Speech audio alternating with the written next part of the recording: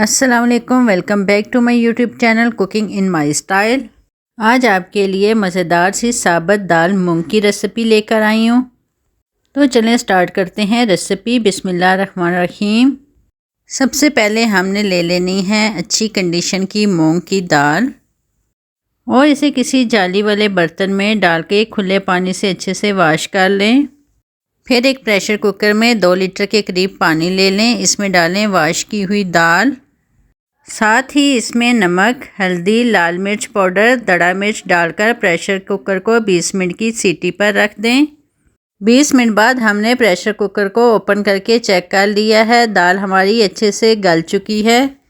अब बना लेते हैं इसका मसाला। तो एक फ्राई पैन में हम थोड़े से कुकिंग ऑयल में प्याज को ब्राउन कर लेंगे।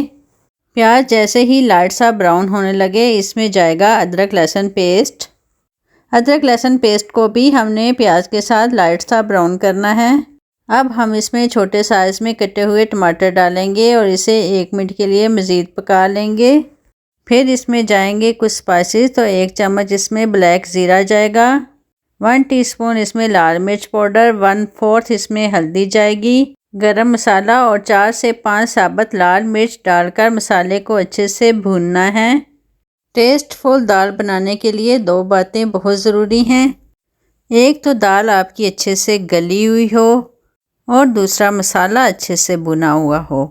बस फिर दाल बनाते हुए इन दोनों चीज़ों का बहुत ख्याल रखा करें।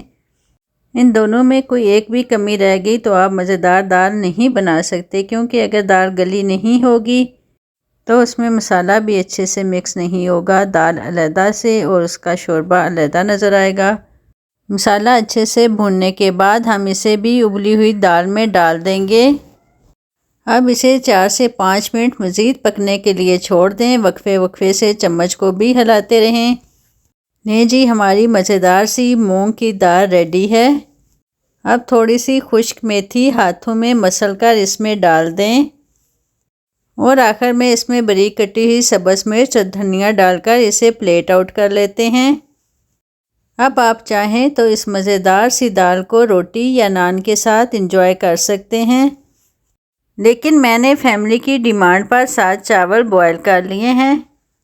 अब इन चावलों पर भी डालेंगे ये मज़ेदार सी मूंग की दाल। इस मज़ेदार सी दाल चावल के टेस्ट को बढ़ाने के लिए हमने बॉयल कर लिया साथ एक एग।